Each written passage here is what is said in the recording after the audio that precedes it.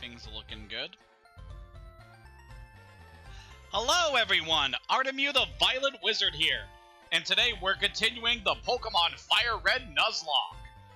Last time, we managed to get to see a little bit of the stuff we can around Cerulean City, and unfortunately we had our first fatality of the run against our rival. But we are managing to pick ourselves back up from that, and hopefully we'll be able to take on the challenges that lie ahead of us.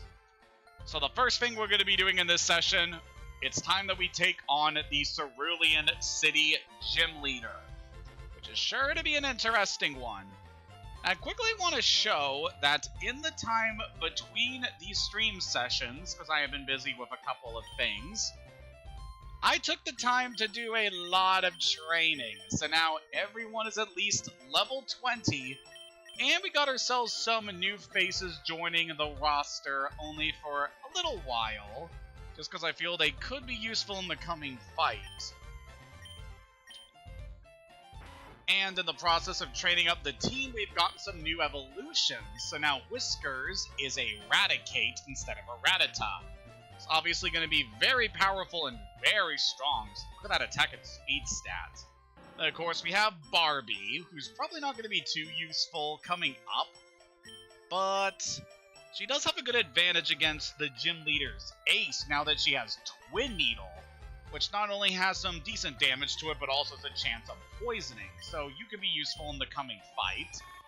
Then we have Shelly the Butterfree. It's going to be a pretty nice Pokemon for being able to inflict status ailments on opponents. It's going to be her main role on this team, and hopefully she does that pretty well. And then, of course, we have Zoe, very fast and strong attacker, and hopefully going to be one of the Pokemon that's going to stick around on this team for quite a while in this run. I have high hopes for her, especially in order to avenge the loss of our previous bird. And of course, we have Bulbo and Raditz up here, who are going to be the main fighters in this gym. For obvious reasons, they're both grass types. So I definitely recommend having grass type Pokemon before going into this gym. You can easily get both Oddish and Bellsprout in the routes around Cerulean City. There's also Paris that you could get in the Mount Moon, but that's not too useful. And there's also Pikachu in Viridian Forest, but that is a very rare encounter, so not very likely you're going to get one of those in a Nuzlocke run. But yeah, with how the team is looking right now, we should be doing pretty well here today. So let's not delay this any further. Let's go in and take on this challenge. Yo, champ of the making, let me give you some advice. The leader, Misty's a pro who uses water-type Pokemon. You can drain all their water with grass-type Pokemon. Or you might use electric-type Pokemon and zap them. Already giving us some good advice here going in. Splash! I'm first up! Let's do it! Alright, so these battles here should be not too bad. We're going to get a little taste about what water type are about here. Leading off with a Horsey. It's a pretty nice water type I'm hoping we'll get to see later down as we continue this challenge. And the next up will be Shelder. This one is a more defensive Pokemon compared to some of the other ones we have seen. Not that matters though, because it still has low special defense and is weak to grass. So Bulbo's just going to steamroll most of the things around here, as is his nature. And then right over here, before we can get to the gym leader, we have one more battle we can take. What, you? I'm more than good enough for you. Misty won't have to be bothered.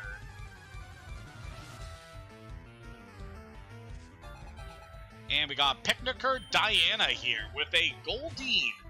This one's not too bad, but it does have a flying type move that you'll want to watch out for if you're coming in here with grass types.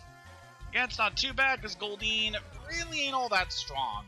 Mostly a physical attacker among water types, and in this generation that's not really a strength. With that, managed to take you out, and Bulbo gets a level up in the experience. Very good. You overwhelmed me. Yeah, I'm just filling up on sushi over here. You have to face other trainers to see how good you really are. That is true. Now, before we go into this gym battle, just so that we are absolutely ready for what's to come, so I saved up one of our rare candies specifically before we go into this battle, because I want to use it on Raditz. Ugh! It's licorice flavor. Ugh! With that, Raditz goes to level 21. Ugh! I am not going to get that taste out of my mouth for a while. What's going on? Oh, this is feeling good. So yep, I want to use that on Raditz so that we can get him evolved before this gym. Ugh, my mouth is full of drool now. Ugh. So yep, he's now evolved into a Gloom. He's going to be naturally stronger than he was as an Oddish. And along with him having a good supply of status moves, that should be pretty helpful for us here. We're probably going to lead the battle with Bulbo, but Raditz is still a pretty good Pokemon to have in this fight as well. Actually thinking about it, yeah, Raditz has a bit higher special attack than Bulbo, so we'll put him in the back in case we'll need him for this next fight. But yeah, I'm hoping that we're not going to have too much trouble here. Again, I made sure to prep my team for this battle, because, yeah, depending on the roster of Pokemon you have here, Misty can be quite challenging. It's not so bad if you start with a Bulbasaur, and it's okay if you start with Squirtle. But if you pick Charmander, oh boy, you're going to have an uphill battle here if you weren't lucky enough to get a Grass type. Alright, let's do this. Hi, you're a new face. Only those trainers who have a policy about Pokemon can turn pro. What's your approach when you catch and train Pokemon? My policy is an all-out offensive with Water-type Pokemon. Time to face a fan-favorite character, Misty. I especially love her because of her portrayal in the anime, just such a fun character. She's leading here with a Staryu. Quite a fun little detail I like is if you're playing Let's Go Pikachu and Eevee, instead of a Staryu, her lead Pokemon is a Psyduck, in reference to the Psyduck that would always torment her so much in the anime. So I felt that was a very nice detail. Took that thing out pretty quickly, and she's sending out her ace, Starmie. This thing can be really brutal if you're not prepared. It is a very fast and very powerful special attack. Luckily, we don't need to worry too much about this thing's attacks here, because the only move that's really going to be useful on Bulbo here is going to be Swift, which with Starmie's stat spread isn't going to do too much damage, but we do need to watch out for one of its attacks, because this thing's signature move is going to be Water Pulse. And if that thing is able to hit us with it, it gives a chance of inflicting confusion. And yeah, this battle can be really nasty if you're not prepared. Luckily, grass types also have a lot of status moves, so they're really good at being able to hamper opponents such as these, putting it to sleep so that it's not able to act as much, giving us plenty of time to set up. And for beating that foe, we are now gaining the ability to learn Razor Leaf, which we will definitely want. Much better grass move than Vine Whip, has a higher chance of inflicting critical hits. So that is going to be a very nice addition to Bulbo's moveset. And with that, battle's over. Wow, you're too much. Alright, you can have the Cascade badge to show you beat me. Alright, when does the real battle start? That was the gym battle, Bulbo. Wow, that sucked. What's more, you can now use Cut anytime, even at a battle. You can cut down small trees to open new pathways. You can also have my favorite TM. And with that, we received TMO Free from Misty. TMO Free teaches Water Pulse. Use it on an aquatic Pokemon. There's definitely a Pokemon later on this game that I'm going to be interested in teaching that to. I think there are a few Pokemon on our team that could learn that right now, but I am not going to worry about that for the time being. So now that we got that battle taken care of, I want to quickly show that I've also trained up every other Pokemon that we have in our reserves, just so that we don't end up in another situation like we did in the last stream. So, if something were to happen to one of our Pokemon in this stream session, we can easily swap in a new team member to replace them. That's kind of what I wanted to do here. Alright, so now that we've taken care of that, I want to remove a few Pokemon that I don't believe are going to be too useful to us in the next area. And also to prepare for some of the things ahead. Yeah, we're going to deal with a lot of Water-type Pokemon going forward, so having both Bulbo and Raditz on the team for now, it's going to be a pretty good idea. Also want to show something involving one of our newest teammates, Oliver.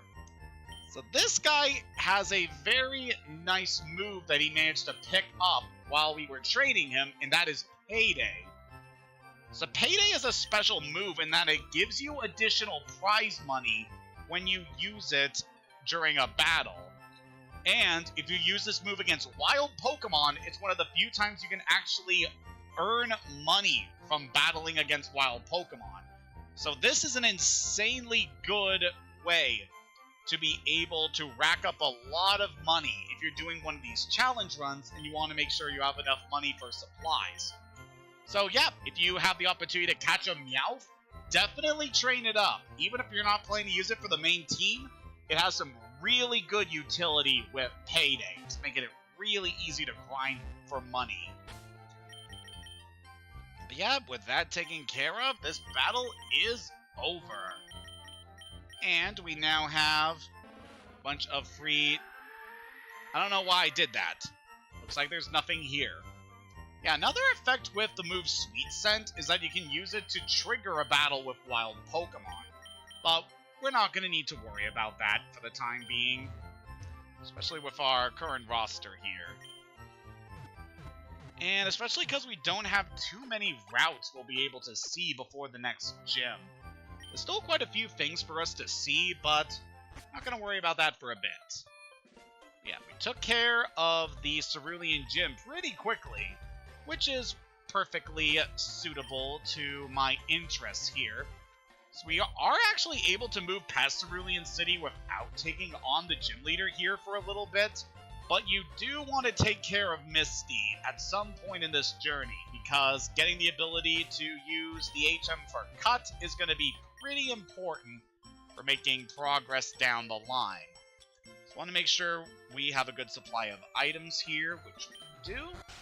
So we should be good to just move on. Hey, bud. I figure what's lost is lost. I decided to teach Diglett how to dig without a TM. Good on you, buddy. That means I get to keep the TM. Yeah. Alright. So now that we've taken care of that, we just quickly head down Route 5. There is nothing more we need to worry about over here. And we got two different pathways we can take here. So we take this southern path. I'm on guard duty. Gee, I'm thirsty though. Oh, wait there, the road's closed. Yeah, this guy will serve as a temporary roadblock, preventing us from being able to access what's immediately south of Cerulean City. Hi, do you have a Nidoran male? Want to trade it for my Nidoran female? That's a good opportunity to trade your Pokemon. So, if we're going to be able to access the southern part of this region, we're going to have to take this underground tunnel, which will take us to a new area. People often lose things in the darkness of the underground path. Yeah, that's a good advice if you're looking to get some items. Just check around the underground path and you can usually find something hidden there. Ooh, managed to pick up a citrus berry from that patch of grass there. That is a very nice berry, but this game I don't think it's going to be too good considering how things are in Gen 3. When held by a Pokemon, be used in battle, restore 30 HP. Basically, it's a better version of an Oran Berry. But later on in the series, these items get much better and definitely suited to helping you out in battles. Also able to pick up a rare candy from that spot over there, which is very nice. If we go up this gate here, we get the exact same situation as we saw on the road from Cerulean. There's a guard blocking that path, and we're not going to be able to get much farther that way. So pretty much the middle of the Kanto region, which we are at the moment, there are these gateways that are blocking access to the city in the very middle of the region, which is Cerulean City. So we're not going to be able to do much over there for the time being. Alright, knowing what we're going to see over here, let's switch Zoe into the front to confront this guy, because we got quite a few trainers to take care of in this area.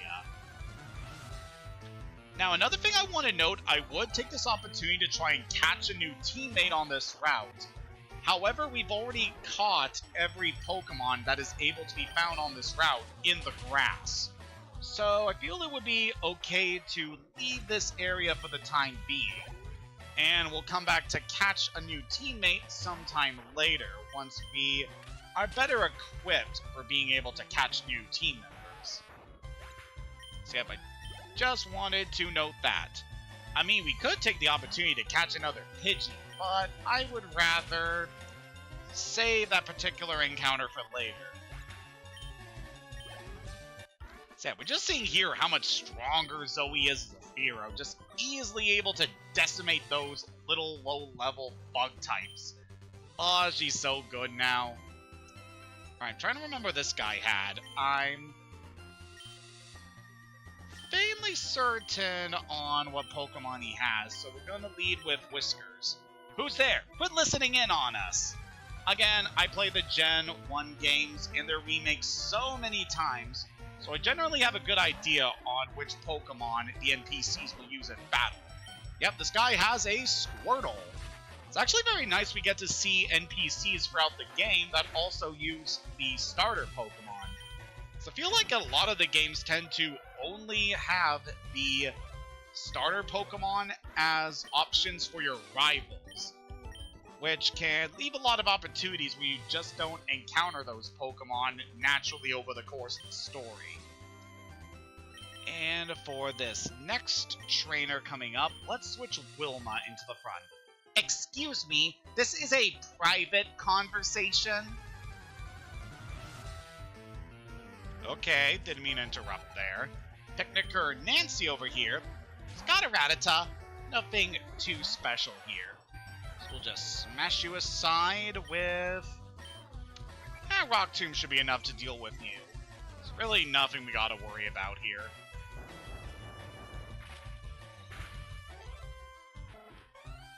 Just while we're doing this battle, I felt like I could talk about a few things that have been going on recently. So, one thing that is kind of a downer right now, at my place, currently our dishwasher has really been on the fritz lately.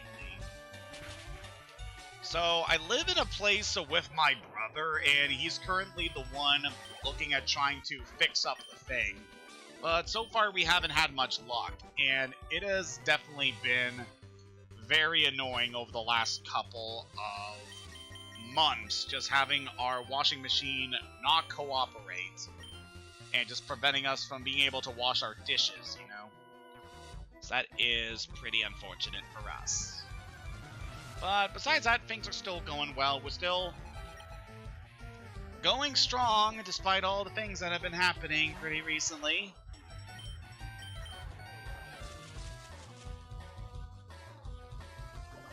Alright, so this is our first opportunity we're actually getting to face a Butterfree in battle. Luckily, this thing is Bug Flying, which is really weak to Rock-type moves. So we're just able to take it out in one hit. Very, very good, Wilma. God, I love having you on the team. Ooh, that I definitely don't want on your moveset. So, that particular move is Self-Destruct. That is obviously not the kind of move you want in a Pokemon during a Nuzlocke run. What that move does is it will cause massive damage to the opponent at the cost of reducing the HP of the currently used Pokemon to 0. It's a self-sacrifice move in that regard. And yeah, when you're doing a Nuzlocke run where having a Pokemon faint means you can't use them anymore, yeah, definitely not a good thing for us. Maybe later down the line there could be situations where sacrificing one of your team members with those kind of moves can be beneficial to you, but yeah, I don't want to have to risk my Pokemon like that, you know? We're almost done with this route already. There's 2 more battles to deal with. Me? Well, okay, I'll play. Let us see what we got here. Picnicker Isabelle. You have the name of one of my favorite Animal Crossing characters, so that's nice.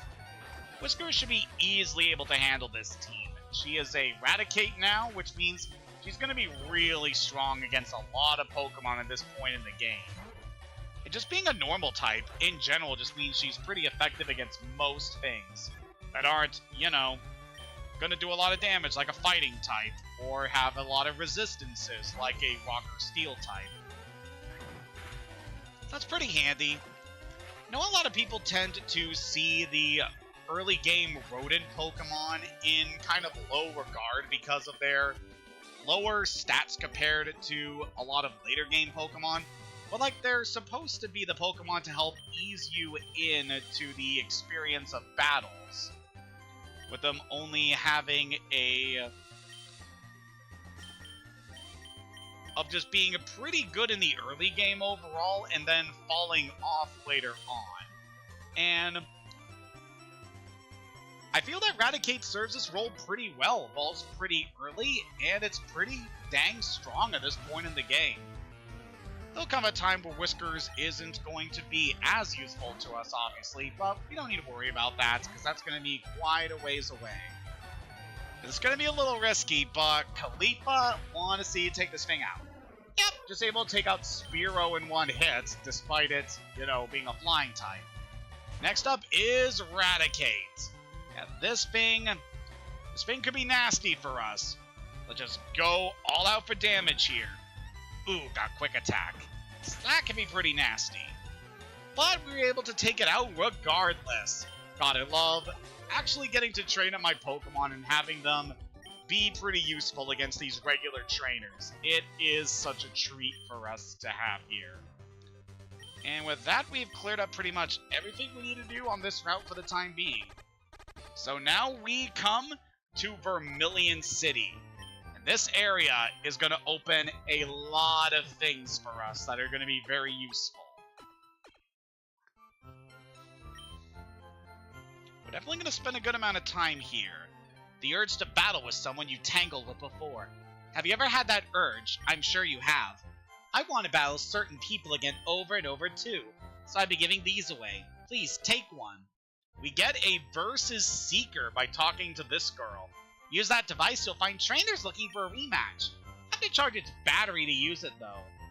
So the Versus Seeker is definitely very useful if you want to train up your Pokemon against trainers, and to also be able to earn prize money. So this wasn't a feature back in the original Gen 1 games. When you defeated NPC, they stayed defeated. However, with this device, we are now able to rematch any NPC that we are able to find in the game, which is pretty darn useful. Definitely be using this to help our training later down the line. But for now, we don't need to worry too much about it, because our team is already pretty strong. My Pokemon was poisoned. It fainted while we were walking. Yeah, that's always a downside that you gotta watch out for in these runs. Even at their same level, Pokemon can have very different stats and abilities. A Pokemon raised by a trainer is stronger than one in the wild. That is definitely correct. It's true that a higher level Pokemon will be more powerful, but all Pokemon will have weak points against specific types, so there appears to be no universally strong Pokemon.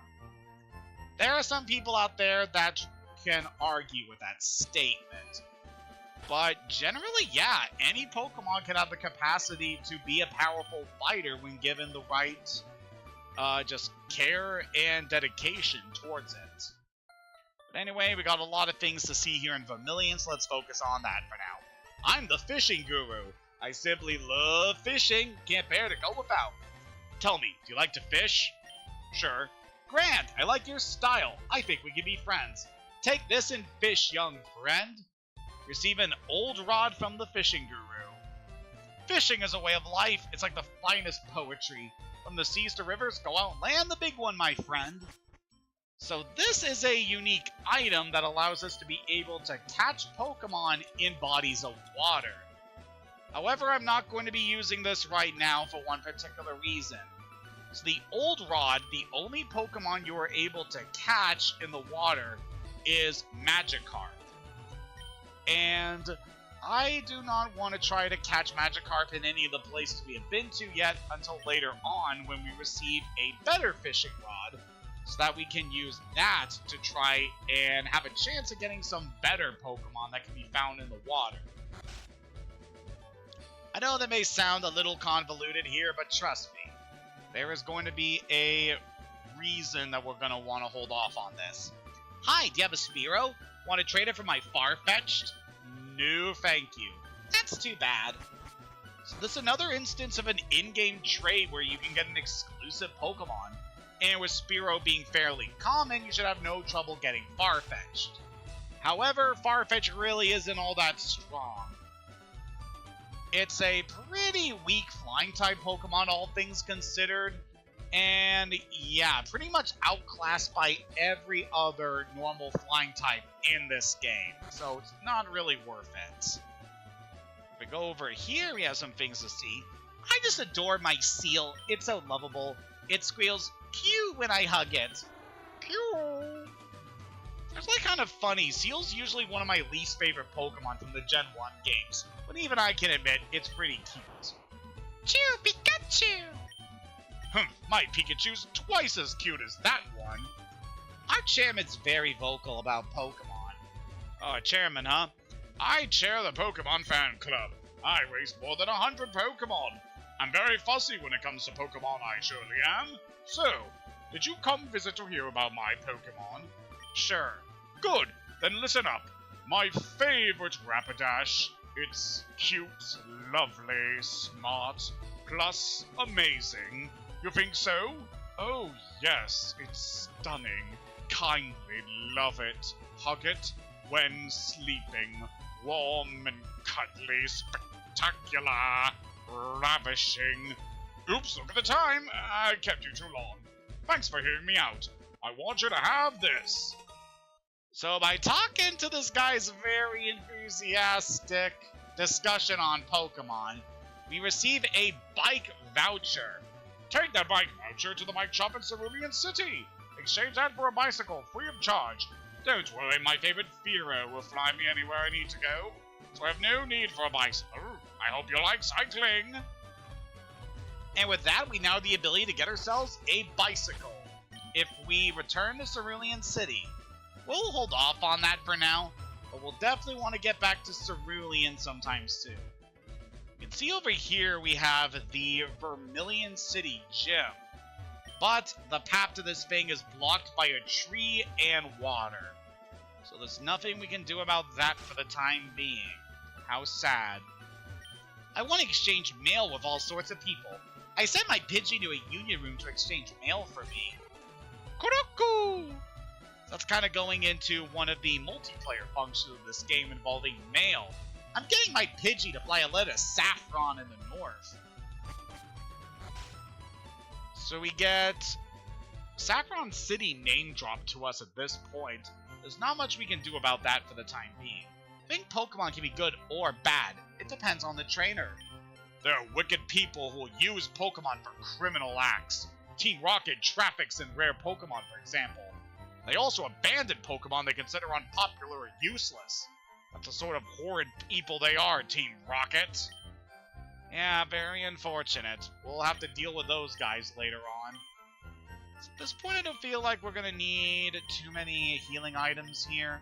Yeah, it's pretty much a basic stock of items at Vermilion. But it's a good way to replenish your supplies going forward. Alright, considering what's going to be happening pretty soon, a lot of things we'll be able to see around here. So we take down this path that leads over to the docks over here. The SS Anne's a famous luxury cruise ship. It visits Vermilion once a year. good to know, buddy. Welcome to the SSN. We'll save that for the time being, but it will be pretty important to us later on. For now, if we head this way, notice Route 12 may be blocked off by a sleeping Pokemon. Detour through Rock Tunnel to Lavender Town. Vermilion Police. Huh, wonder what that's about. Alright, before we head in there, want to quickly head over to this route here. So I believe this should be Route 11, if I remember correctly. Yep, Route 11. So this area has at least one new Pokemon I would like to try and catch here. It would be really useful to us if we were able to get it here. And there it is right away, Drowsy. Oh boy, this Pokemon.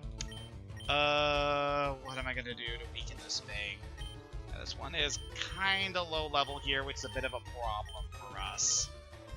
Well, look at my options for what we can do to damage you.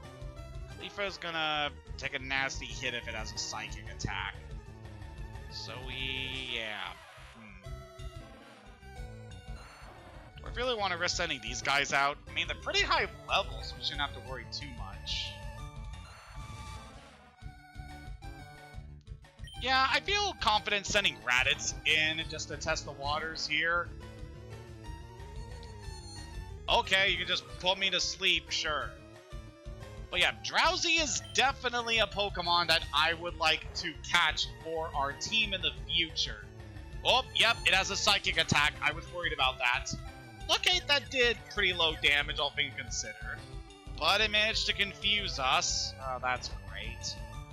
But yeah, I want to catch this thing, because it is a Psychic type, and in this particular game, Psychic Pokemon are really, really good, since a large chunk of the Pokedex also happens to be Poison type, and that gives Psychics a really big advantage.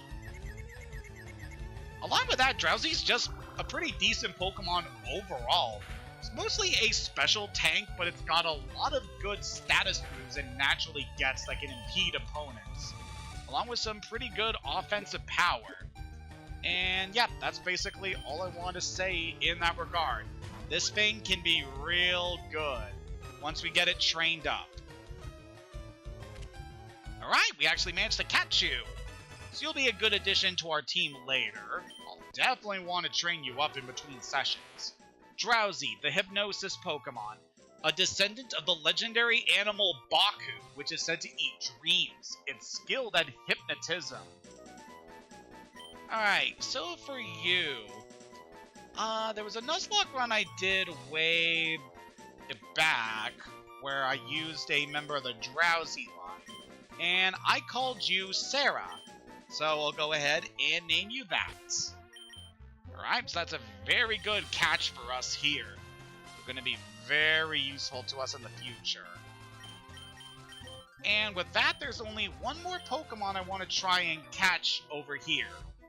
Well, this guy can spot me. Let's go, but don't cheat. Sure, whatever you say, kid. So, Eddie over here has got an Ekans. That's really nothing too bad. We haven't already seen before.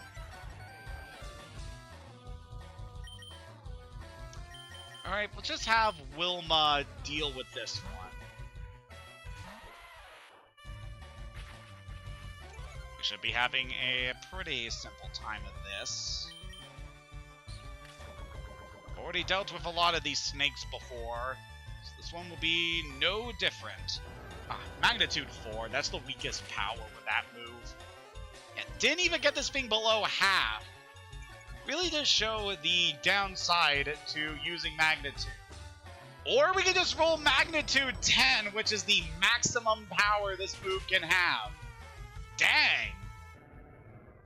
So that completely makes up for that botched attack on the Ekans at first. Huh? That's not right! Yeah, but it ain't wrong either. So now we dealt with that, I want to head in here to try and get our last Pokemon. At least for this chunk of the game. Well, isn't this a surprise? Diglett dug this long tunnel. It goes right to Cerulean City, they tell me. So over here we have Diglett's Cave. I'm only gonna hang around the bottom portion of this area because we're not going to fully explore what's in this area or what we can find beyond until a little bit later. But in here we can find Diglett. This is also the only area in the game where we can find Diglett. So these things you want to be careful with. They are very fast and very powerful, but they have very low HP and defenses. They are very frail, just mainly meant to be a very speedy attacker. And there have been quite a few times I've used these things during my Nuzlocke runs, and they've been alright, but don't tend to have good survivability. But, you know, they're still pretty useful Pokemon in a lot of situations. Hello there, Javier. Very nice to see you in here.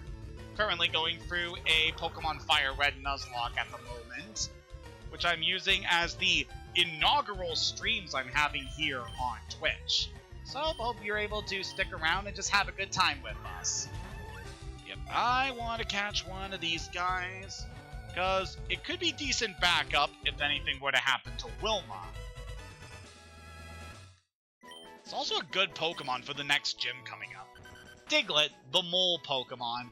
It burrows for the ground at a shallow depth. It leaves raised earth in its wake, making it easy to spot. But you know what's not easy to spot? This thing's lower body. Yep, only the head of Diglett has ever been visible. Whatever is underneath there has only ever been implied. As for a name for this fellow, what do I want to do for you? Well, seeing as how this creature is a rodent that's all about digging, how about we call you Boss? After a particular character from an anime that I used to watch when I was a kid.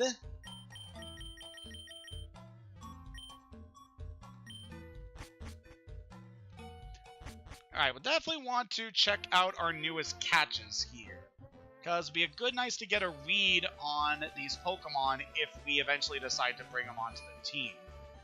Which, considering one of our options here, yeah. Oh, that would have also been a pretty good pick there, yeah. So we've got Sarah over here. You're a calm nature. Nah, that's alright. That actually raises your special defense at the cost of lowering attack. But you're not going to rely too much on your attack stat going forward. And then Boss is serious. Alright, that's a pretty good nature for you. And you come pack in both Magnitude and Dig. Oh yeah, that is pretty good for you this early on. You actually have a very low chance of encountering Diglett's evolved form in Diglett's tunnel as well.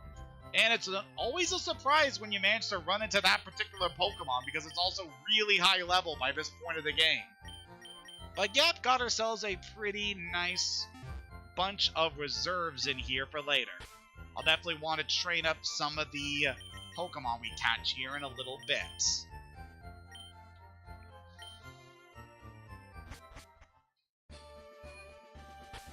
That is a good question, Javier. Where is Ken?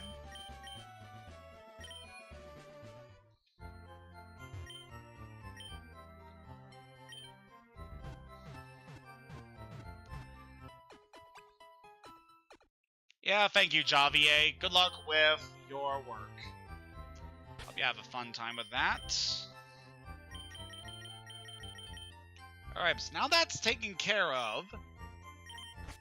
Now that we've gotten all of our catches before the next gym, I feel like it'd be a good idea just to clear up these next couple of routes and just take care of all the trainers around here. Just so that we are absolutely sure that we are going to be decently leveled for the fight ahead. So probably not going to fight the next gym leader in this session. I mean, we already took care of Misty, but that was hardly a battle, more like a slaughter. I just became a trainer, but I think I can win. But yeah, at least it'll be a good opportunity to train ourselves up. Also, in about an hour, I want to make sure I don't miss the premiere of a certain Let's Player I follow who is announcing his next Let's Play he's going to do. And I definitely have a couple of ideas on which game he is going to be streaming. I mean, which game he's going to be playing on his channel in the next couple of days. But yeah, but definitely want to save discussion about that for when it's finally happening. But I have a feeling a certain game starring a protagonist who becomes a wolf who gets assistance from a very cheeky imp-like character would be a pretty suitable choice, considering the kind of games that he has played in the past. But yeah, we'll see what happens involving that. Yeah, we got a lot of battles in this area, so we'll definitely have to find some things to talk about. I can briefly mention that just overall things have been pretty good so far today. Like, besides the problems we've been having with our dishwasher, I had some pizza earlier today for lunch. It was quite good. And then I'm just kind of relaxing and playing some more Xenoblade Chronicles X, since that had recently came out on the Switch. And I've definitely made a sizable amount of progress with that game since the last time we streamed. And I'm now at the point in the game where it was the last time I had played the game during my initial playthrough of it on the Wii U. Which is quite the interesting point considering a lot of the plot points that happened. But yeah, definitely having a pretty fun time, especially because I managed to unlock the ability to fly using our mechs in that game. So now I'm just able to freely explore the area of Mira and just be able to see everything I can. And it'll be pretty good for eventually getting to train up my team, so we'll be able to handle a lot of the later game encounters and also clear up a lot of the late game quests, now that we are definitely getting close to the end. Like, the last chapter I cleared was chapter 9, so it seems very clear that we are nearing the end of this adventure, which I'm going to be very happy to finally get to see the ending of this game, considering that I managed to clear both Xenoblade Chronicles 2 and 3, as well as managing to beat both Future Connected and Future Redeemed. So I've had a lot of experience with this series. Just need to get through Xenoblade Chronicles X, as well as the new content in this version. And then I also need to get through Torna the Golden Country, as I hadn't started that on Xenoblade Chronicles 2 yet. But yeah, I'm very happy with the amount of progress I've been making with this series in the last couple of years. It's definitely become one of my favorite IPs from Nintendo in the last couple of years. I've been very happy I've been getting so much into these games. And just getting to re-experience Xenoblade Chronicles X again, really reminding me how much I did enjoy this game back when it was first released.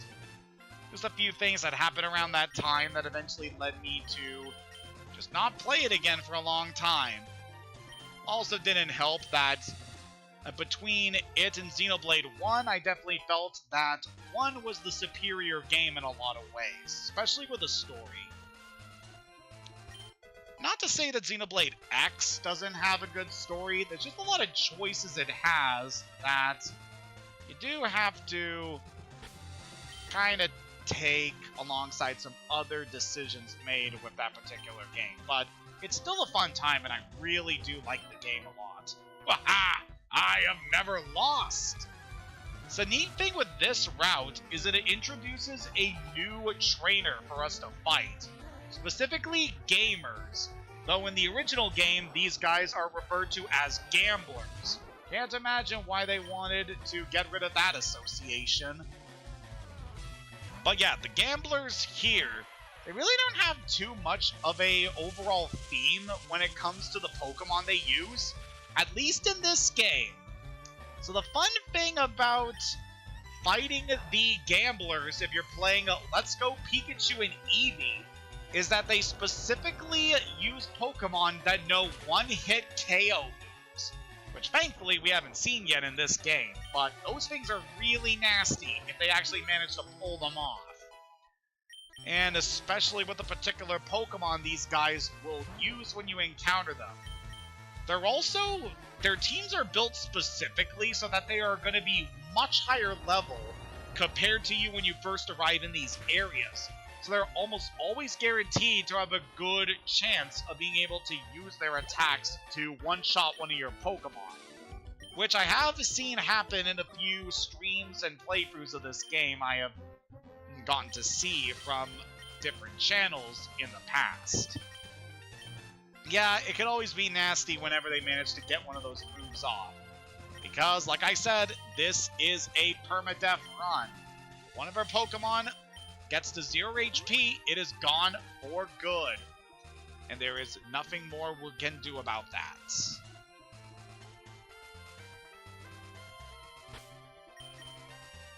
Alright, considering what still can be found here, we'll just clear up the next couple of trainers around here. Not too worried about encountering things in the grass, because at this point we outlevel anything we can encounter on this route. So we're going to be perfectly fine. So Yasu here got himself a Rattata. So we definitely dealt with a lot of these in the past. Shouldn't be too much trouble. Really like to have a better flying move on Zoe, but it's going to be a little while before we get it. So I believe if you wait to evolve Spearow into Fearow, you have a better chance of getting a pretty good flying attack on it really early on. But for the time being, we are not getting that. Just because I wanted Zoe to have higher stats for this point of the game. But trust me when I say there is a pretty nice reward for us later down the line. I would switch in Khalifa, but I don't want to risk her taking a nasty hit. So we'll just let Wilma deal with this Raticate here. Yeah, that thing went for Hyper Fang. That could have done a lot of damage to our poor little... to our poor Mankey.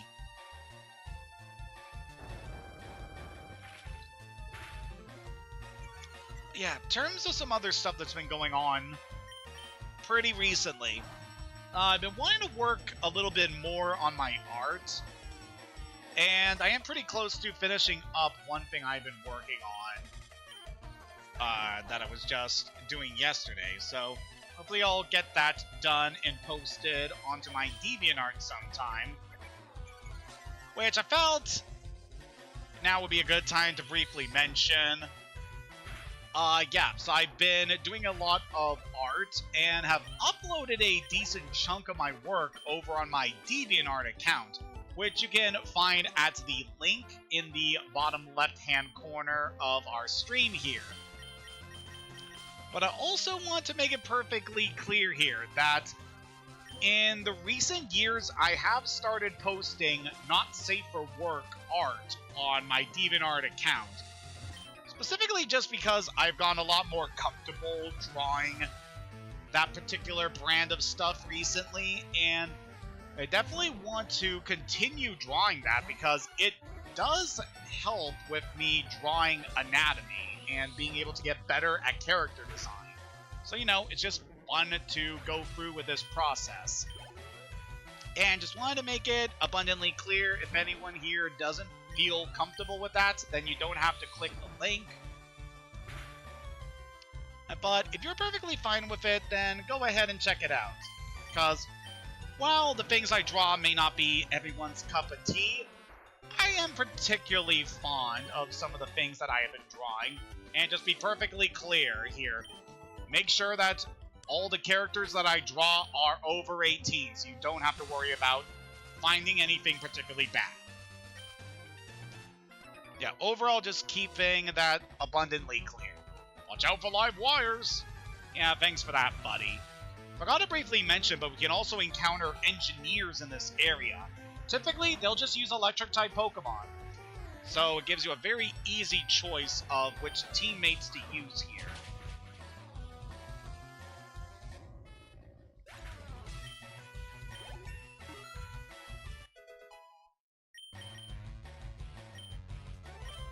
But yeah, also wanted to briefly mention that if anyone is uncomfortable with seeing any not safe for work content that I have created, you can also check out my Blue Sky link, which is also in the bottom left-hand corner, because I made sure to make that account safe for work.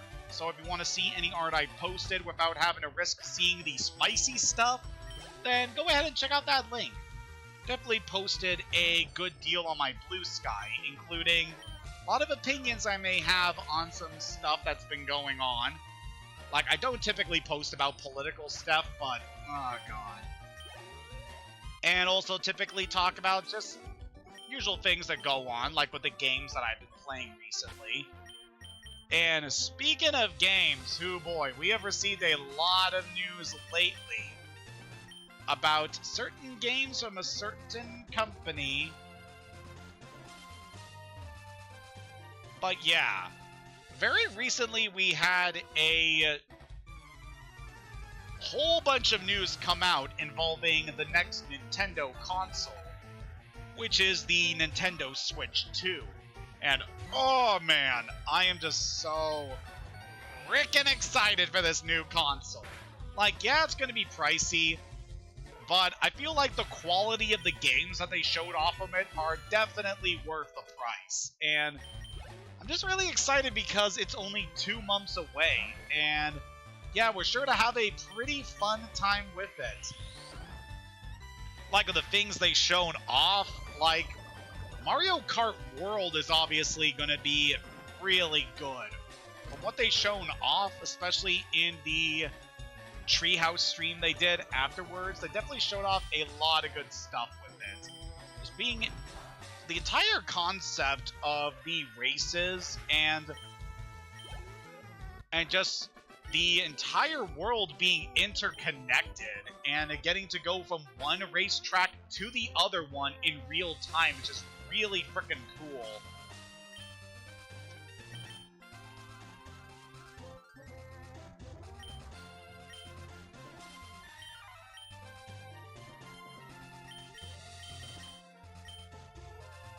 And I especially love just the massive character roster that they have shown for this game. Like, my god, you think just playing as the normal Mario characters that you see as protagonist and villain roles over the course of the series is going to be awesome? They have a lot of really insane picks for characters. Because one of the big features of this game is that the races, instead of being the usual 12 character races that they have had over the last couple of games, have now been extended to 24 characters per race. And, like, that is insane. And naturally, having those many characters in a single race at a time means they are expanding the character roster to include a lot of different picks. And some of them make a lot of sense, like finally adding Goomba as a racer is pretty good, and bringing back some favorites like Hammer Bro and stuff. But there are also some really insane picks that I honestly never thought they would do. Like, the cow from Moo Moo Meadows is going to be playable. The dolphins from Super Mario World. The penguin from Super Mario 64. Among just so many really strange and weird picks. And just, my god.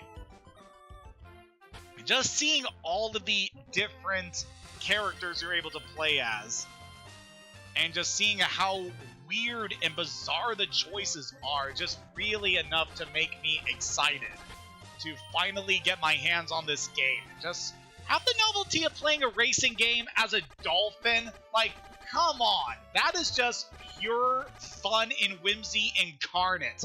How can you not love something that weird? But yeah, I'm almost kicking myself for not actually getting to do a live reaction, because I was thinking of doing it for that day, but at the same time, I was like really tired when I woke up and didn't really have the energy to set up a stream to get to record a live reaction.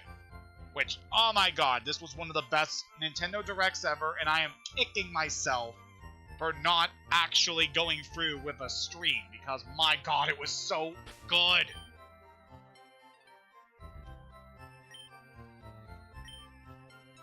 But yeah, definitely want to talk about all of that and what we can expect to see from the new Nintendo console in a bit. I just want to briefly look over my inventory here, make sure we are good to go for the next thing I want to do.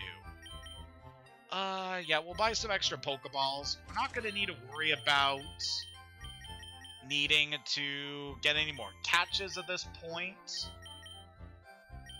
I just want to make sure our resources are good. We don't need to worry about ice heals at the moment, because you don't have to worry about Pokemon freezing on you at this point in the game. As yeah, the usual balance of which types you can encounter in the game really doesn't favor ice types a lot of the time. But now that we dealt with all the trainers on this route, there's actually some stuff I want to quickly show off in this area. So we quickly head back through here. We can just quickly maneuver this way. So there's another one of these gates over here that we can see. If you're aiming to reach Lavender Town, take Rock Tunnel. You can get to Rock Tunnel from Cerulean City. So another bit of advice here. Don't you think it's hard to think of good names for Pokemon, especially if you've caught a whole bunch? In Lavender Town, there's a man who rates Pokemon nicknames. He'd even help you rename your Pokemon too. So I'm probably not going to have to worry about that in our journey, but it's nice to know. I'm looking for the Pokemon Nidorino. Want to trade one for my Nidorina? So we can also get a Nidorina here if we happen to have a Nidorino. But we're not going to worry about that, especially because our chances to obtain these Pokemon, we still have a chance to encounter them, but like, it's going to be a while. Hi, remember me? I'm one of Professor Oak's aides. If your Pokedex complete data on 30 species, I'm supposed to give you a reward. Professor Oak entrusted me with the item finder for you. Now this is definitely something we're going to want to grab. So Hayden, let me ask you, have you gathered data on at least 30 kinds of Pokemon? Yes? Let's see. Uh-oh, you've caught only 21 kinds of Pokemon. You need 30 kinds if you want the item finder. So yeah, anytime you manage to catch or evolve a new species of Pokemon and record it into your Pokedex, there are rewards you can get for reaching certain milestones.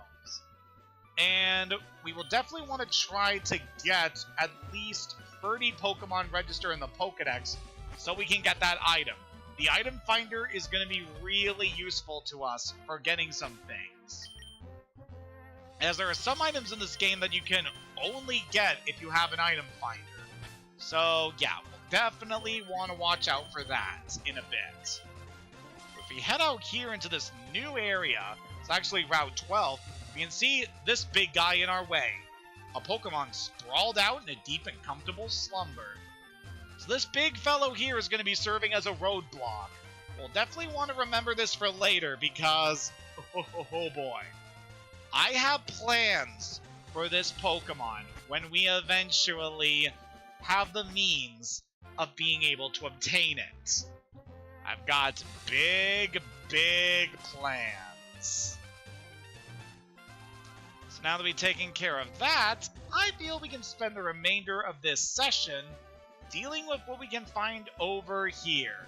So we heard all about the SS Anne when we first visited Bill, and he gave us an SS ticket, which is going to be our key to being able to access a new area here. Welcome to the SS Anne. Excuse me, do you have a ticket? In a flash, the SS ticket. Great! Welcome to the SS Anne. So over here, we got ourselves a cruise ship that we are able to board. Also want to quickly note, if you have the means of being able to cross water, which, spoilers, we don't, then there is something we can also obtain in this area, but there's not much we can really talk about that for the time being. For now, let's enjoy this ship. The passengers are restless from this long voyage. You might be challenged for the more bored ones. Definitely something to keep in mind. We're going to want to look all over this ship and see just everything we can here. I am but a solitary traveler. My sole companions and friends are Pokemon I caught on my journeys. So yeah, we got ourselves another kind of dungeon here. Although this one can't really be classified as a dungeon in the broad sense. But just a nice little area where we can have a lot of battles with trainers here. We don't have to worry about catching any Pokemon in this area too, because, I mean, what kind of animals would you find on a cruise ship besides, you know, rats?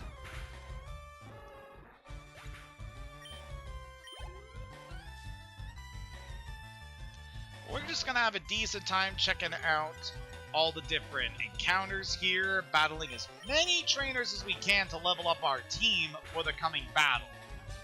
And hopefully we're gonna have a good time of that. Ooh, I don't appreciate that. Wait, actually, this is good for us. Because Whiskers has the, if we can check this right, Guts ability. This means her attack power is higher now that she has been burned instead of being weakened. Just go for a quick attack and, wow, that still wasn't enough to take you out. No, well, we're still going to be fine here. So something we're going to do here that I feel would actually be pretty nice would be to leave Whiskers burned so that she's able to dish out as much damage as she can against opponents. Now, we're probably not going to need to rely on that too much in this area, just considering how strong she is and how weak a lot of the Pokemon we'll be seeing here are. And if we talk to this lady, I believe, you look tired. Would you like to take a short rest? We can talk to this lady, and she will heal up our Pokemon, just like one of the nurses at the Pokemon Center. So yeah, that also cured the burn on Whiskers. But, you know, there's plenty of encounters we can have in this area with people. So just see what we can find. You can pick up a Hyper Potion by examining this pail on the ground. So that is one of the better healing items we can get here. Restoring 200 HP on a single Pokemon. We're not going to see a Pokemon with 200 HP until a long time. My buddy Machoke is super strong. He has enough strength to move big rocks. Go! So Machoke there is definitely going to be a sight we're going to see later. And we can pick up a Super Potion. Also a small little detail, but I like in the background music, you can actually hear the... you could just hear the blare of the ship's horn just in time with the music, and I feel that's a very nice touch. This really makes you feel like you're on a big fancy ship here. Also kind of funny being in this area, how this ship was actually the part of a short mini-arc in the Pokemon anime, where there were 3 episodes back-to-back involving Ash and the gang getting on this ship and then things going terribly wrong, eventually leading to them being castawayed on an island. And yeah, there's just a pretty fun mini-arc at that point in the story that had a lot of stakes for, and just a lot of situations that our heroes had to deal with. It's pretty fun looking back on the early days of the Pokemon anime, now that things have taken a very huge shift these days. I mean, really, did any of us actually expect Ash to not only become the regional champion of a region, but also the top world champion? Like, my god, I am so impressed they actually managed to finalize his story here, while still leaving things open for any potential revisit to him in the future, because they do kind of leave things pretty open-ended with Ash at the end of the story. But, you know, should they ever return to Ash and that version of the Pokemon world, I'd be quite happy for it. But for the time being, just getting to hear about all the stuff happening with the most recent anime series, which is Pokemon Horizons, has been pretty interesting. And as another thing we didn't expect, there's actually going to be a time skip involving the characters actually being a year older later on in the story. Like, what is that about? So yeah, pretty interested to see what they do with the Pokemon anime from this point forward. Also something pretty nice recently So the Pokemon YouTube channel posted episodes from a Pokemon Netflix show called Pokemon Concierge, which I just felt was a very fun watch. It's a series that's entirely animated with stop motion, and just the style of the character designs was really good. Like, just seeing all the Pokemon look very plush and felt-like. Just a very fun art style for the series. I like feisty kids like you! Ugh, get away from me! What are you, Kamoshida? Jeez. But yeah, I was just really impressed with the general vibe of Concierge. It's definitely a series that's very more laid back compared to a lot of other Pokemon media, which tends to focus on the battle aspect. But it's just a very quaint and relaxing series about appreciating the small moments in life, alongside all these very cute creatures full of personality. And yeah, it was just a very fun show to watch. And I'm very happy to hear that they're making more episodes for this series. So I'm very excited for when those eventually get posted. God, I know I say this a lot, but Pokemon really is my favorite franchise in the world. Say what you will about the quality of the products the last couple of years, but there is just still so much to love and appreciate with this series. Just getting it to have all these experiences of getting to see different ways to appreciate this series through the games, the television show, the trading cards, even just casually chatting with another Pokemon fan and getting another perspective on the series through their eyes and experiences. Just really wonderful, you know? I know I'll definitely be playing these games until my frickin' deathbed. See Pokemon live in deep water, you'll need a rod to fish them up. I know that, and I'll be waiting later for that. Oh god, that guy had ether in his room? Oh, that has some unfortunate implications. Alright, Raditz, how about you get in here since we're fighting a lot of water types? You're suited for this. Even us sailors have Pokemon too. Yeah, as you would expect here, sailors will typically use water-type Pokemon, though they will sometimes also use Pokemon that happen to be very strong, as you can expect sailors to obviously do a lot of work on a ship, you know? Raditz is confused. It's definitely a bad status to get hit by, because that can just completely impede us. Alright, I was a little worried that Tentacool might have a certain ability that could mess with Raditz's only attacking move being absorbed. But thankfully, that's not the case. We'll just keep draining you of your power. There's not much this thing is going to be able to do to us. But just to briefly talk about it, Tentacool here is a water poison type Pokemon.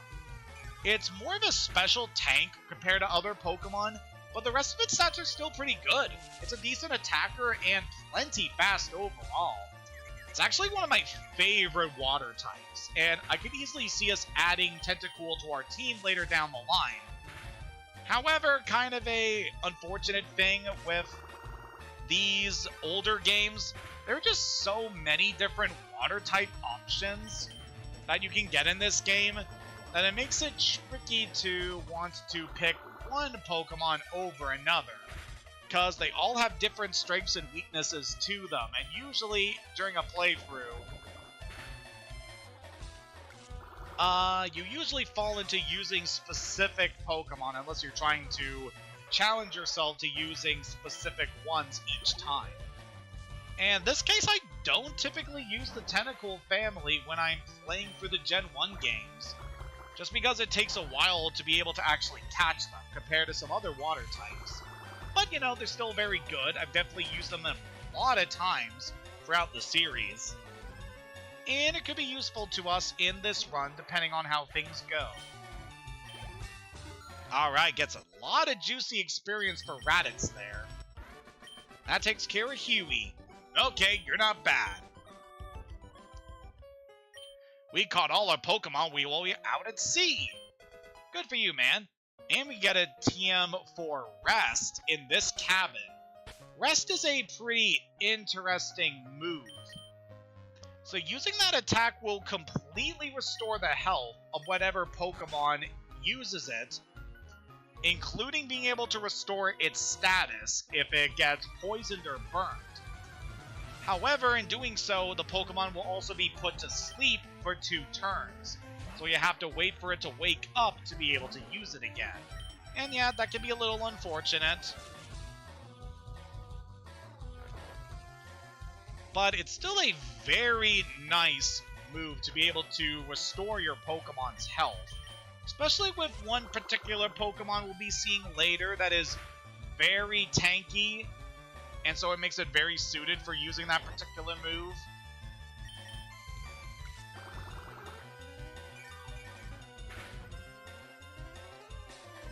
But yeah, while we're here on the ship, I also obviously want to talk about a lot of the other games that were revealed for the Nintendo Switch 2, because of just so much they showed off, I hardly know where to start. I guess one thing I can mention that's relevant to some things that we are playing here. So one of the things they revealed is that GameCube games are returning for the Nintendo Switch 2, and I am so happy for that. I never owned a GameCube when I was a kid, kind of past that generation, and we got a PS2 instead, which obviously is also a really good console. I love the PS2 so much. But I am very happy to see GameCube games returning, because definitely have a lot of good memories just seeing a lot of different playthroughs of those games. And also managed to pick up a few GameCube games myself when I eventually got my Nintendo Wii. And I definitely had a fun time trying to find a bunch of games that I wanted to play for it. Like, I'm very happy that they're bringing back the GameCube Pokemon games, specifically Pokemon Colosseum and Pokemon XD Gale of Darkness, as just those can be some pretty tricky games to find nowadays, and making them more accessible to modern audiences, I obviously really appreciate. Like, I already have copies of Colosseum and Gale of Darkness that I hunted down myself, and I had a blast playing through those, but making them more accessible, I definitely appreciate. And from the other things they showed off, I'm quite interested to see what will be available. Because if they release The Legend of Zelda 4 Swords Adventure for the Switch 2, I could definitely see me playing that alongside my friends, because I've always wanted to play it for myself, but haven't had a good opportunity to. But I could definitely find opportunity to play with some people online, as there are some people that I typically will play games with over Discord, which, hard to believe, they're actually installing a Discord-like feature into the Switch 2, where you're just able to freely chat with your friends while you're playing games, and even being able to share gameplay with them. Like, that is pretty cool that they're integrating some social features into this console. It's definitely a pretty neat idea. We'll have to see how well the execution is going to go, but for the most part, I think it's going to be fine.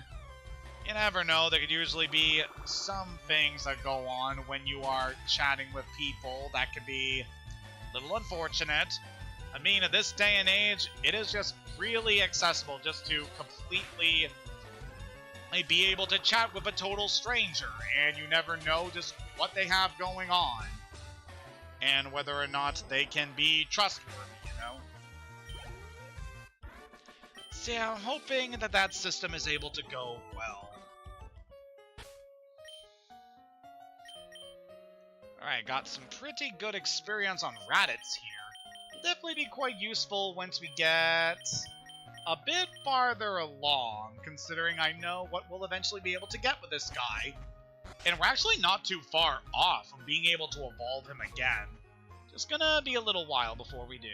But anyway, let's get ourselves healed up, and then we can start sending out Bulbo against these guys. So no, we definitely had a lot of experience with Bulbo in this session in the gym, but still a lot of battles we can do. You insolent pup! How dare you barge in? God, he called me a pup in this day and age. What the heck? Arthur.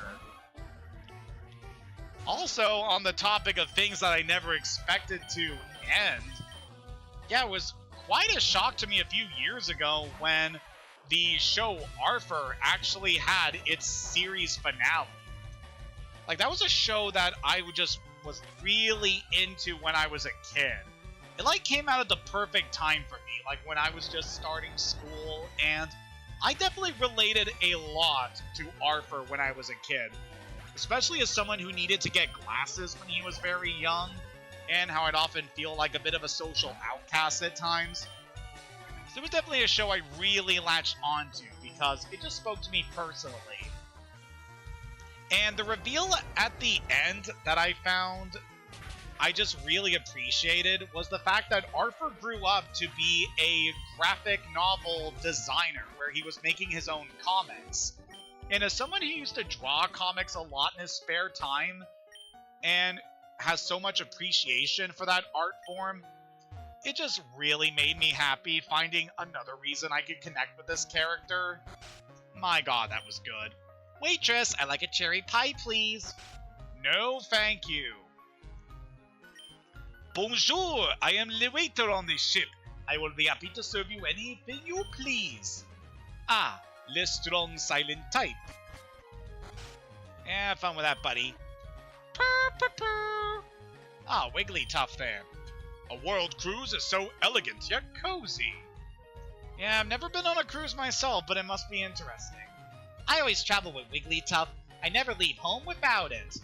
I mean, when you think about it, being on a cruise ship is basically like being inside a giant building that is constantly moving as it's on water. That would be pretty interesting. I collected these Pokemon from all around the world. Yeah, I've never been on a cruise myself, but it would be neat to get to experience sometime in the future. Alright, so got some more of these little birdies. Wilma's well suited to these. But yeah, also some things that were revealed in the big Nintendo Direct.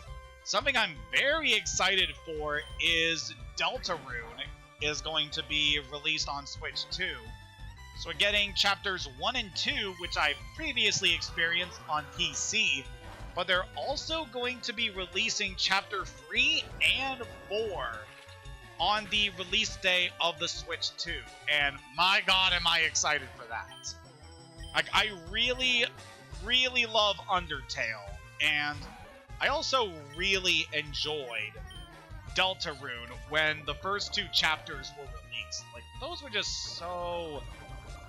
They were just very fun experiences. I think Toby Fox is definitely a master of his craft, of being able to create these very small but very quirky games with a lot of very fun characters you get to grow attached to. And I'm sure we'll definitely get a lot of good experiences from the other chapters of the game he's cooking up.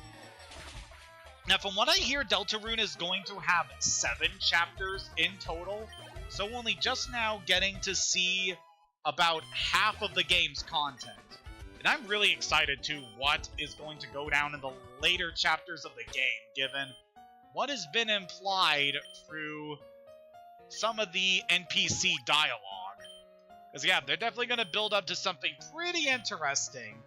And, you know, it'll be interesting to see what connections are going to be made between Deltarune and Undertale, because obviously there are going to be some connections, considering the fact that both of the games share a lot of characters. You know, like Sans.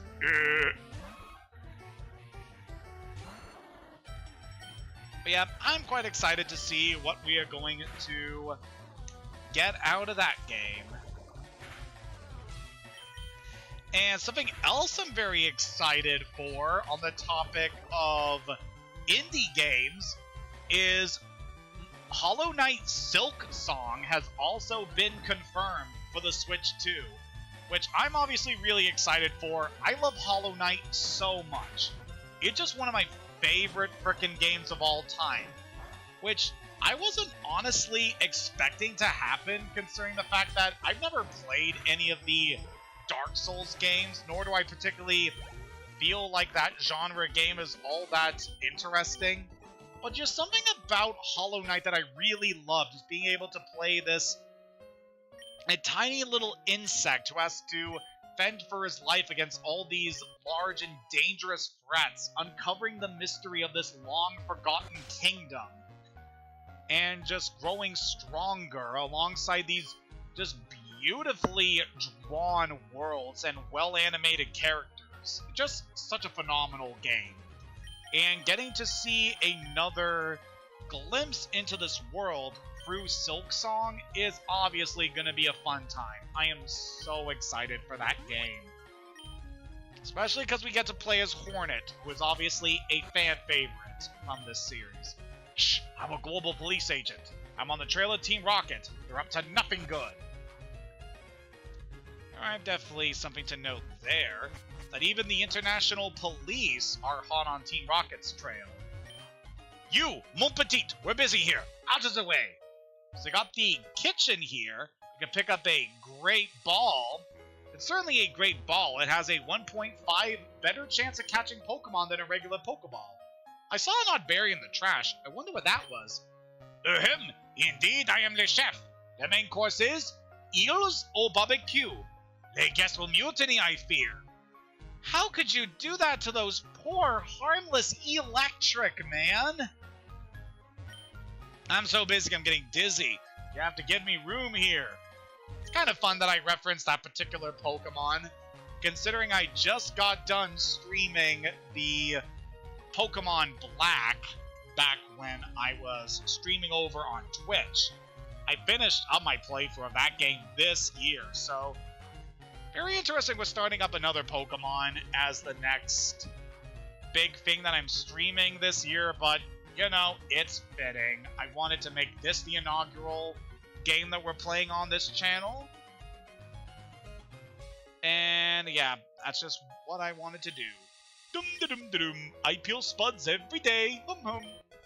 So actually able to examine the garbage cans here to get a lot of good stuff. Do you hear about Snorlax? It's a glutton. No other Pokemon eats and sleeps the way Snorlax can and does. And we get ourselves a Chestaberry. I only get to peel onions. Ooh, I hear onions have layers. So we're just going to move on to the second level of the ship to get us some new things we can check out. This ship, she is a luxury liner for trainers of the world. At every port we hold parties with invited trainers. That sounds pretty nice. As we head over this way, our captain is a sword master. He's awesome at using cut. They say he even teaches cut to Pokemon. That's something we'll definitely want to remember for later. Ugh, I feel ill. I got seasick, so I stepped out to get some air. Ahoy there! Are you seasick? Not particularly. So Trevor over here. I've got more of the same Pokemon we've been encountering lately. I guess we can move on to another topic of discussion. So yeah, very excited for Deltarune and Silksong on the new console. Then, of course, something I'm really excited for, they revealed a brand new Donkey Kong game, and I am really excited for what they showed off there.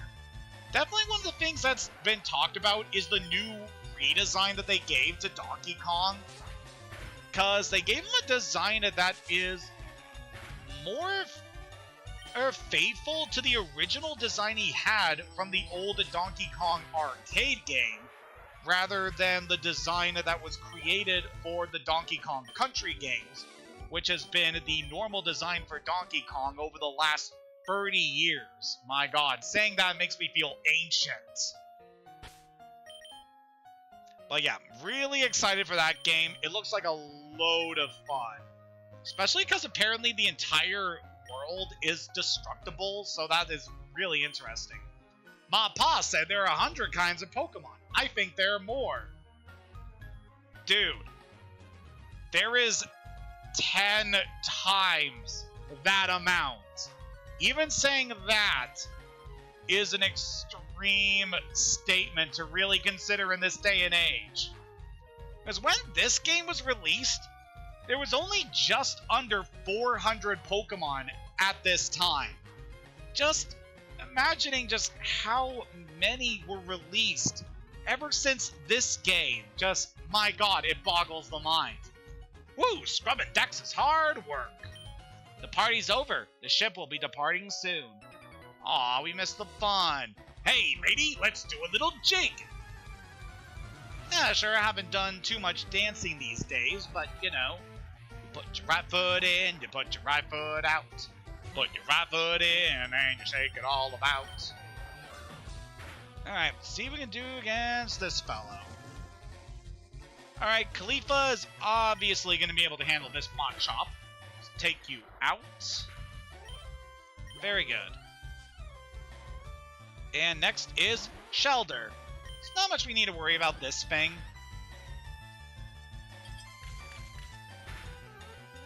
It's kind of fun to think about Shelder here, just because there's one episode from the Diamond and Pearl era of the anime where it introduced a girl whose favorite Pokemon was Shelder, and she thinks it's the cutest Pokemon ever.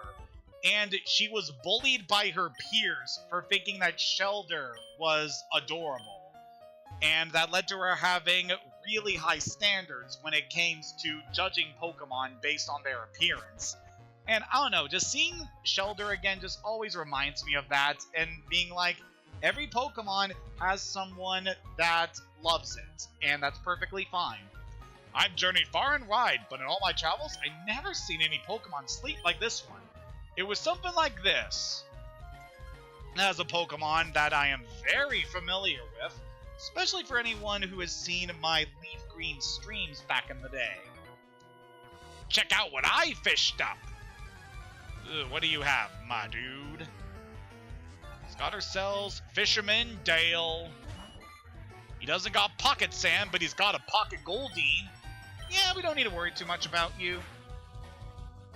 I kind of feel bad for saying this, but yeah, Goldeen just kind of feels like one of the more generic Water-type Pokemon in this game. I don't really see much use in picking it over some other Water-type Pokemon that I just feel are better. Which is a shame. Like, I know the later generations have introduced a lot more attacks to give Goldeen a lot more options to use in battle. So, I definitely think that's very nice, the improvements this Pokemon has received over the years. But yeah, I'm not overly as fond of using it over something like Tentacool, which I feel has a lot more utility to it. Kinda sad to think about, cause Goldeen is a decently powerful physical attacker. It's just the fact that it is a water type that really hampers it, specifically in this game. Competing against the young keeps me youthful. Oh no, we got ourselves someone who drains the life force on their victims. He's like a Skeksis. So Gentleman Brooks over here, gonna want to take out his Pikachu with FireRed. Sure, my rodent may not be the mascot of this series, but she is still a powerhouse. Ooh, we got Static. So that can actually work in our favor. We're going to be a bit slower, but our attack is going to be much higher now. We're going to grab ourselves a Stardust. We can sell that for some good moolah later. And what do we see here? Oh yes, I've seen some Pokemon ferry people across the water. Small trees can be chopped down using the move Cut. Remember this, Cut is an HM technique. Once learned, it's not so easily discarded. Yeah, back in the Generation 1 games, once your Pokemon learns a hidden move, it stays on that Pokemon for the rest of its life. And yeah, that can be pretty nasty when you only have 4 moves you can use in battle. I don't believe I saw you at the party. Yeah, I am very grateful to the more recent games for completely doing away with the concept of needing to use HMs and having them on your Pokemon. Because it is so much useful just being able to summon a Pokemon to be able to handle this for you. Oh boy. Okay, being paralyzed here It's not really helping out Whiskers as well as I thought it would. Let's send out Khalifa. Should be able to handle this thing. Okay, I don't appreciate that Tail Whip, but given our level, we should be able to outspeed and one-shot you. There we go. Very good. And then we got next, Pikachu. Alright, another Pokemon for us to take out. Oh, and a critical hit too! Good work, Khalifa! Take it easy. Also, I like the fact that this NPC, her name is Dawn. And it would be a few years before we got Dawn as a main character in this series. You know, just felt like I should mention that. Especially because one of my friends is, like, utterly obsessed with Dawn. Like, good for him. Which do you find more worthy, a strong or rare Pokemon? I mean, any Pokemon can be worthy if you put in the effort to make them strong. Lamar. Alright, Whiskers, let's see if you can redeem yourself in this battle. God, we got the Intimidate drop on us, but we do have the boost from Guts here, so we should be good. Oh, come on, Whiskers. You could do better than this. Wow, we have failed, like, every attack we have done here. That's very sad. I was really looking forward to seeing some of Whiskers' good power here. Anyway, Wilma should be able to handle this doggy. I'm actually quite fond of Growlithe myself. He's such a cute little pupper, and it's a pretty good battler. Definitely one of the stronger fire types we'll eventually encounter. Woo, and then we have this Pokemon. I love Ponyta so much. They're such good Pokemon. Sping, obviously, you can tell from its appearance, is a very fast fire type. It can be very useful to you. Though it's going to be quite a while before we can actually get to catch Ponyta. I must salute you. Yeah, thanks for that, buddy. Alright, just going to heal up Whiskers there. And considering the current time we have, would like to wrap up the stream before I go check out this premiere. But you know, it shouldn't be too bad if we were to just take a momentary break here. Me and my daddy think the Safari Zone's awesome. I wish we could go there again. Have you gone to the Safari Zone in Fuchsia City? There are many kinds of rare Pokemon. So they're getting to give us a bit of a hint at something we'll eventually get to see down the line. Which I am obviously going to be very excited for when we get over there. It's going to be a little while, though. The captain said he's awfully sick. He was all pale. Ugh, I hear many people get seasick. Yeah, that's definitely not a good feeling. Alright. This point, what are we going to do here? I'm fairly certain I want to lead with Wilma here. Considering what our other options are, we should be pretty good for this next fight. Yeah, we got some pretty strong Pokemon. We should be good. Let's go forward. Oh, god damn it. Bonjour, Hayden. Imagine seeing you here. Hayden, were you really invited? So, how's your Pokedex coming? I already caught 40 kinds, pal. Different kinds are everywhere. Crawl around in grassy areas and look hard for them. This guy is always one step ahead of us. See what Elijah's got this time. He's leading with Pidgeotto, so very similar to how things went the last time we fought him. So Wilma should have no trouble dealing with his big bird. But yeah, compared to how things went last time, oh man, how is this battle gonna go? Because the last battle was pretty rough, and it resulted in the loss of our Pidgey. So I'm gonna hope that we are able to have a decent time here. Next up is Charmeleon, sending out his ace already. Let's go for the Rock Tomb. Can we survive? Yeah. Thankfully, we have good defense, so we were able to take that hit. And we just barely weren't able to get the KO there. Okay, your speed is down. I'm going to take this opportunity to heal up with a Super Potion. We have plenty of these, so we should be just fine. Alright, it's going for Ember. It's probably hoping on getting some good power with its Blaze boost. We're not going to worry about that. Let's go for some Magnitude for some good solid damage here. And we should be done. Alright, that takes out Charmeleon. Actually wasn't too bad considering the last time we encountered this thing.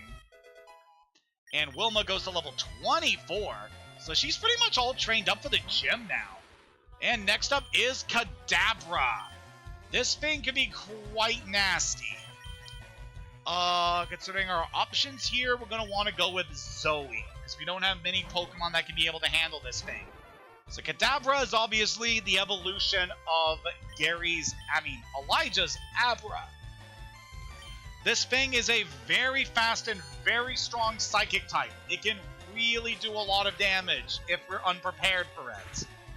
Thankfully, it has pretty low defenses, so we were able to take it out with a Fury attack of all things. Very good. And then the last Pokemon we gotta worry about is Raticate. Alright, I'm gonna lead off with another Fury attack here, just try to do as much damage as we can, and then we'll plan out our next move. Or Zoe could go for the 5-hit KO on Raticate! Very nice! Yeah, really getting to see how useful Zoe is now. At least you're raising your Pokemon. He is so condescending. I heard there was a Cut Master on board, but he was just a seasick old man. Cut itself's really useful. Yep, it'll be handy. You should go see him too. Smell ya! Well, we managed to deal with our rival yet again. This time went much better than the last time we fought, thankfully. So now that we're done with that, we can go talk to the Sea Captain. Oh, I feel hideous. Seasick. Don't worry, buddy. We'll rub your back and make you feel better. Ooh, thank you. I'm feeling much better now. You want to see my hidden cut technique? I could show you my prized cut technique if I weren't so ill. I know you can have this hidden machine. Teach cut to your Pokemon, you can see it cut anytime. And with that, we get HM1. Using cut, you can chop down small trees. Why not try it with the trees around Cerulean City? Yuck! Shouldn't have looked. Woo! Now that I'm not sick anymore, I guess it's time. The SS Anne will set sail soon. Farewell until our return to Cerulean City. And with that, we pretty much finished everything we're able to do here on the SS Anne. We battled all the trainers, got every last item we can here. So, it is time for us to leave. So once you've defeated your rival and obtained the HM for Cut, the SS Anne will finally leave on its voyage.